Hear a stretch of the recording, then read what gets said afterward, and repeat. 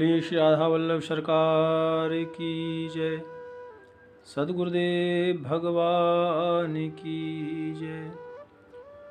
ना गुरुरधिकं तत्त्वं ना गुरुरधिकं तपः ना गुरुरधिकं ज्ञानं तस्मै श्री गुरवे नमः। प्यारे प्रभु प्रेमियों, आप सभी विस्तार में श्री श्याम खाटू वाले बाबा का पावन चरित्र श्रवण कर रहे हैं। प्यारे भक्तों, आप सभी ने कल श्रवण किया कि भगवान ने पांडवों को बताया घटोत्कच का विवाह कहाँ होगा, कैसे होगा। जो मुरदैत्य की कन्या है मोरवी का, उसके साथ घटोत्कच का विवाह होगा। क्योंकि ठाकुर जी कहते हैं कि मेरे सामने ही माता कामाख्या ने कहा था कि भीमपुत्र के साथ इस दिव्य कन्या का विवाह होगा, तो ये तो निश्चित है कि मोरवी के साथ इसका विवाह होगा। और प्यारे भक्तों, लेकिन ठाकुर जी कहते हैं कि एक समस्या है। तो पांडवों ने कहा, प्रभु समस्या क्या है, क्या बात है? बोले, भैया इस कन्या के अंदर बहुत बड़ी प्रतिभा है। क्या प्रतिभा है? बोले, इसके अंदर बहुत बुद्धि है और बहुत बल भी है। तो इसने प्रण किया हुआ है कि जो मुझे बुद्धि में हराएगा, बल में हराएगा, उसी से मैं विवाह करूंगी। प्यारे भक्तों,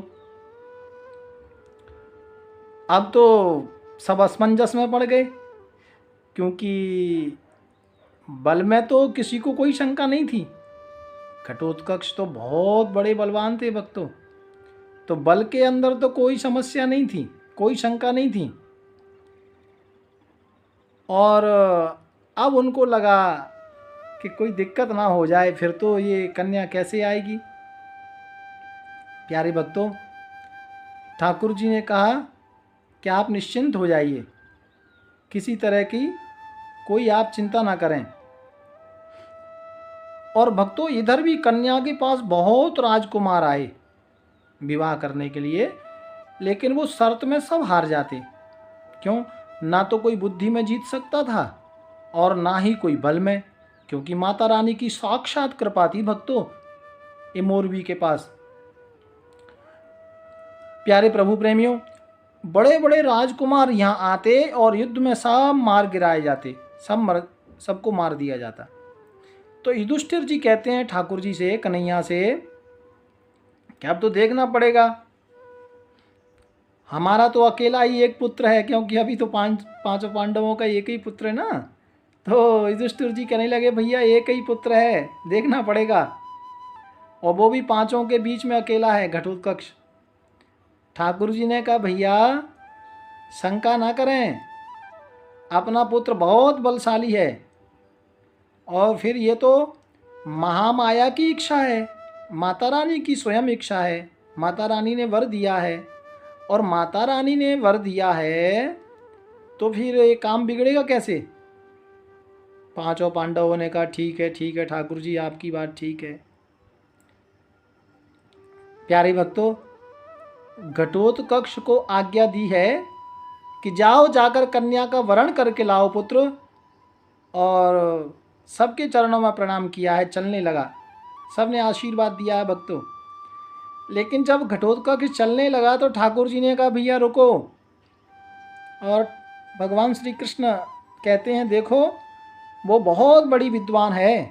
ठाकुर जी कहते हैं, जब तुमसे वह प्रश्न करने लगे तो तुम मेरा ध्यान कर लेना। समझे? माने ठाकुर जी कह रहे हों, ठाकुर जी चाहते हैं कि घटोत्कच को ये कहना चाह रहे हैं कि तुम अकेले नहीं हो, मैं तुम्हारे साथ हूँ, क्योंकि बल तो तुम्हारे पास है। यदि बुद्धि में कुछ गड़बड़ हो जाए, ठाकुर जी कहते हैं कि जब वह प्रश्न करें तो तुम मुझे याद करना, यानी मैं तुम्हारे साथ सदा रहूँगा, इसलिए याद करना।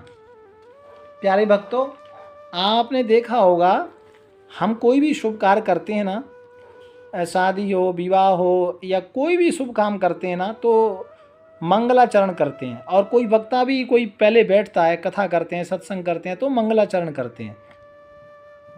मंगलाचरण का मतलब यही है कि भगवान की याद करना। आपने शादी के कार्ड में देखा है ना, मंगलम भगवान विष्णु मंगलम गरुड़ध्वजा मंगलम पुंडरीकाक्ष मंगलाय। आपने शादी के अक्सर कार्डों में ये छपा हुआ देखा है, मंगलाय तनोहरि। तो ये आप अक्सर देखते हैं इस श्लोक को। इसका मतलब यही है कि प्रारंभ में मंगलाचरण करना। तो ठाकुर जी कह रहे हैं कि जब वो प्रश्न करे तो मुझे याद करना। क्यों? क्योंकि ठाकुर जी को याद करने का मतलब है माता सरस्वती की कृपा।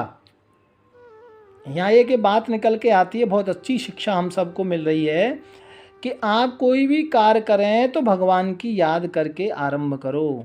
क्योंकि उस कार्य में कोई कमी रह जाएगी, कोई प्रॉब्लम आएगी, तो ठाकुर जी को याद किया है तो ठाकुर जी अपने आप उस कार्य को संभालेंगे। तो भगवान जी कह रहे हैं कि जब वह प्रश्न करें तो मुझे याद करना। प्यारे भक्तों, प्रणाम किया है और आकाश मार्ग के द्वारा श्री घटोत्कच जी महाराज मोरवीय के महल के पास आए और वहाँ उतरे तो बड़ा विशाल महल है भक्तों, वो भी जंगल में। और महल के सामने देखा तो वहाँ दासियाँ खड़ी हैं बाहर, क्योंकि मोरवी की सेना में भी बड़ी बड़ी जो दिव्य कन्याएं थीं भक्तों सेना में, तो दासियां द्वार पर खड़ी हैं। और आप श्री वहां गए, संदेशा भेजा, दासी को कहा कि अंदर जाके सूचना दो कि हम उनसे मिलना चाहते हैं, मिलने आए हैं, हमारा जाकर संदेश दीजिए। प्यारे भक्तों, दासी मन में सोच रही है कि यहाँ तुम मिलने तो आ गए, लेकिन तुम्हारे जैसे कितने इत्थों मिलने आए, कोई वापस नहीं गया। ऐसा दासी सोचते सोचते मोरवी के महल में पहुंची। और अंदर जाकर दासी क्या कह रही है भक्तों? दासी कह रही है कि देवी, एक बहुत सुंदर बलवान वीर पुरुष बाहर खड़ा है। देखिए, घटोत्कच बेशक ये हिडिंबा के पुत्र थे, लेकिन क्योंकि पांडुकुल के पुत्र थे तो ये सुंदर भी बहुत थे भक्तों, और बलवान भी बहुत थे। तो दासी कह रही है कि सुंदर वीर बाहर खड़ा है, वो आपसे मिलना चाहता है। भक्तों, जब उस कन्या ने इस बात को सुना तो एकदम क्रोध में भर के बाहर गुफा से बाहर निकली, जैसे कोई सिंह शिकार की खोज में निकल रहा हो। एकदम ललकारते हुए, कहाँ है, कौन है, तुम कहाँ से आए हो? और वो देवी कहती है, लगता है कि तुम्हारा जीवन समाप्त हो गया, तुम यहाँ मरने को चले आए। मैंने यहाँ कितनों को मार दिया, कोई आज तक वापिस नहीं गया, सब मारे गए, तुम भी आज मारे जाओगे, कौन हो? तब पांडुपुत्र कहते हैं कि आप कितनी निष्ठुर हो, क्या आपके यहाँ अतिथियों का स्वागत इसी प्रकार किया जाता है? मैं तो आपका अतिथि हूँ और तुम मेरा सम्मान करो, तुम्हें तो मेरा सम्मान करना चाहिए, और तुम तो आते ही झगड़ना शुरू हो गई, लड़ाई लड़ना शुरू हो गया, ये कौन सी परंपरा है?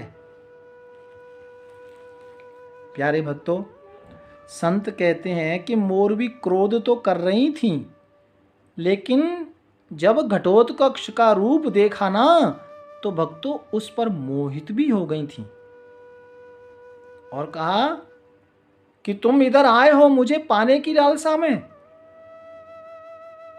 और मुझे ऐसे हर कोई पा नहीं सकता, मुझसे युद्ध लड़ना पड़ेगा, मेरी परीक्षा में पास होना पड़ेगा।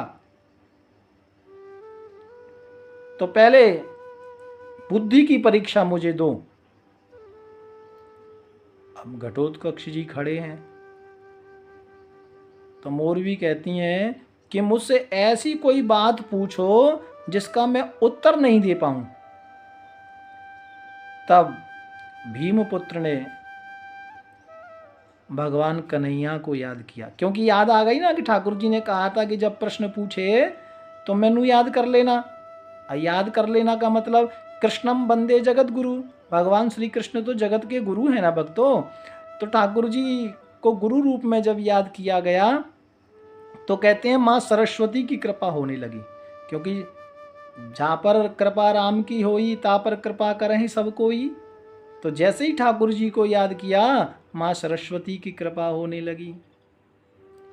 प्यारे भक्तों, तब श्री भीमपुत्र कहते हैं कि ठीक है मैं प्रश्न करता हूँ। और वो कहते हैं कि एक दुष्ट व्यक्ति था और एक दुष्ट व्यक्ति के यहाँ एक बालक ने जन्म लिया,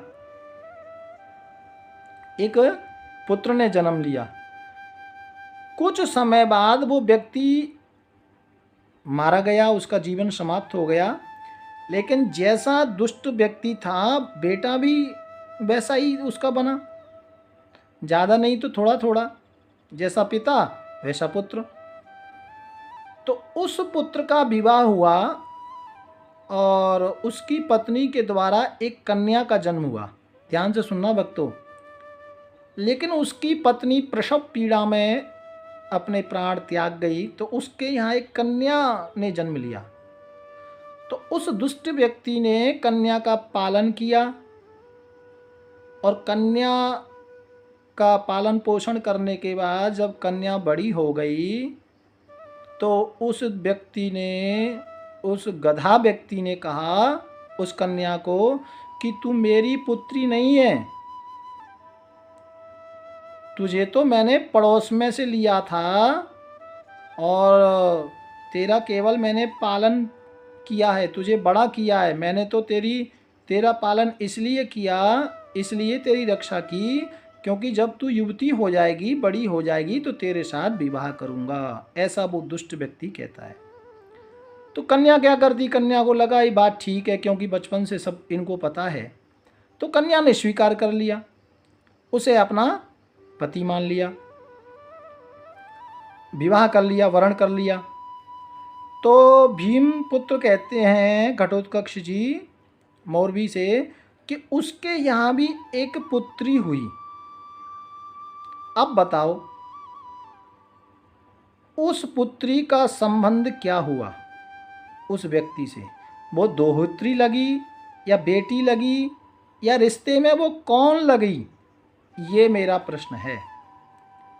तो भक्तों काम कटंक कटा मोरवी वो सोच में पड़ गई कि ये तो बड़ा अटपटा प्रश्न है और वो जवाब नहीं दे पाई। जवाब नहीं दे पाई तो कहा अभी भी आप मेरा वरण कर नहीं सकते, कहा मुझसे युद्ध करो। और भक्तों दोनों में भयंकर युद्ध छिड़ गया। अब क्योंकि दोनों ही बलशाली हैं भक्तों, और दोनों में भयंकर युद्ध छिड़ गया और मुष्टिक युद्ध हुआ, अस्त्रों का युद्ध हुआ। लेकिन जब वो कन्या उस दिव्य खड्ग को उठाने लगी, क्योंकि वो खड्ग तो बड़ा चमत्कारिक था भक्तों, माता की प्रसादी थी। जैसे ही उसने उठाना चाहा तुरंत घटोत्कच जी ने गर्दन पकड़ ली और उसको दबा दिया, नीचे पटक लिया और तलवार उठा ली। कहा तूने कितनों को मारा है, आज मैं तेरी गर्दन काट दूंगा और आज तो गर्दन काट ही डालूंगा। और वो मोरवी जी कहती हैं कि नहीं नहीं मेरी गर्दन आप नहीं काटना। तो बोले गर्दन नहीं काटूंगा तो नाक तो पक्का ही काटूंगा। तो कहा मैं नाक काटूंगा, तुमने तो कितनों के गले काटे हैं। तब वह हाथ जोड़कर कहने लगी क्या नकटी बहू से शादी करोगे? मतलब वो कहती हैं कि मैं हार गई, आप जीत गए, अब आप मेरे पति होने वाले हैं, तो क्या नकटी बहू से विवाह करोगे क्या? मेरा ऐसा सौंदर्य उसको कृपा करके बिगाड़ो नहीं। प्यारे भक्तों जब इस तरह से चर्चा हुई उसी वक्त शंख दुंदुभी बाजने लगी और विवाह निश्चित हुआ। विवाह जब निश्चित हुआ तो कहा ठीक है विवाह करते हैं। तो श्री भीमपुत्र जी ने कहा घटोत्कच जी ने कि विवाह ऐसे नहीं होगा भैया, हम तो अच्छी समाज से आते हैं, अच्छे कुल खानदान से आते हैं, तो विवाह ऐसे नहीं होगा। कहा फिर? बोले हमारे यहाँ परंपरा है बड़ों की बिना बड़ों के आशीर्वाद के हम विवाह नहीं कर सकते, हम ऐसे कुल खानदान से नहीं आते जो जाकर के दोनों ही कागज पर शादी कर लें, हमारे यहाँ तो बड़ी परंपरा है। तो कहा बिना बड़ों के आशीर्वाद के विवाह कैसा, क्योंकि विवाह में तो मंडप सजेगा, मुहूर्त निकलेगा, है ना, तारीख रखी जाएगी और सारा खानदान हमारा बहुत श्रेष्ठ है, और तुम अरे गरे खानदान में नहीं जा रही हो, इंद्रप्रस्थ में जा रही हो और पांडवों की पुत्र बहू बननी जा रही हो, इसलिए शादी ऐसे नहीं होगी, वो तो तौर तरीके से होगी। तो प्यारे भक्तों तब कहा फिर विवाह कैसे होगा? तो कहा मैं तो यहाँ बारात लेके आऊँगा नहीं, तुम अपने सब रिश्तेदारों को लेकर इंद्रप्रस्थ आओ। अच्छा पहले भी ऐसा नियम था भक्तों, जैसी व्यवस्था होती थी ना वैसा कार्य किया कर लेते थे। आज भी आजकल देखने को मिलता है, कई बार बिटिया वाले कोई धर्मशाला होटल बुक कर लेते हैं, बेटे वाले एक ही जगह हो जाता है। तो ये एक व्यवस्था है, दोनों कुलों के बुजुर्ग जो भी समाज के लोग हैं वो सब इकट्ठे हो जाते हैं। तो यहाँ भी मौरवी के जो परिवार के थे, जो मिलने जुलने वाले थे, वो सब आ गए और इंद्रप्रस्थ में प्यारे भक्तों बड़ी धूमधाम से भीमपुत्र का विवाह हुआ मौरवी के साथ। माता कुंती ने, माता द्रौपदी ने बहुत आशीर्वाद दिया, क्योंकि ये भी घर की बड़ी बहू हैं और साहब घर में पहली बार विवाह हुआ है, तो आप समझ सकते हैं कितनी खुशी माँ कुंती को, माता द्रौपदी को हो रही होगी। और मन में विचार कर रही हैं चलो एक बहू तो घर में आई, सबका स्वागत किया है, सबको भोजन प्रसाद कराया है। प्यारे भक्तों आज घटोत्कच और काम कटंक कटा का विवाह संपन्न हुआ है, सभी लोग आशीर्वाद दे रहे हैं। प्यारे भक्तों आगे जिस कथा को हम लेकर चल रहे हैं श्याम खाटू बारे की जो पावन चरित्र है, तो कल हम श्रवण करेंगे